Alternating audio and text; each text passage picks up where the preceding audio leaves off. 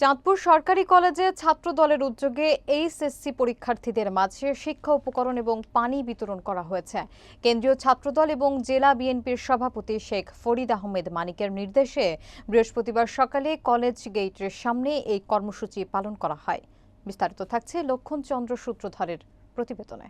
অনুষ্ঠানে বক্তব্য রাখেন চাঁদপুর সরকারি কলেজ ছাত্রদলের আহ্বায়ক সোহেল গাজী, যুগ্ম আহ্বায়ক নাসির উদ্দিন আকাশ, সদস্য আলামিন মুন্সি। এছাড়া উপস্থিত ছিলেন নূর মোহাম্মদ, ছাত্রনেতা সোহান, ইয়াসিন, মাসুদ হোসেন, ইকরামুল ইসলাম, রাফি, আলামিন, তানভীর, কিবরিয়া, আনিস, অরিন, তায়েব, মুরাদ সহ অনেকেই।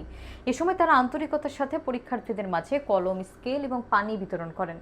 বক্তারা বলেন, ছাত্রদের কল্যাণে আমরা সবসময় এই ধরনের কার্যক্রম চালিয়ে যাব। আমাদের উদ্দেশ্যে সাধারণ শিক্ষার্থীদের যেন তারা নিরবিচ্ছিন্নভাবে লেখাপড়া করতে পারে।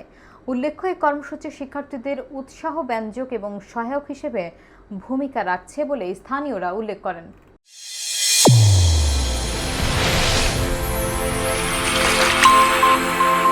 চ্যানেল A1 হৃদয়ের স্পন্দন।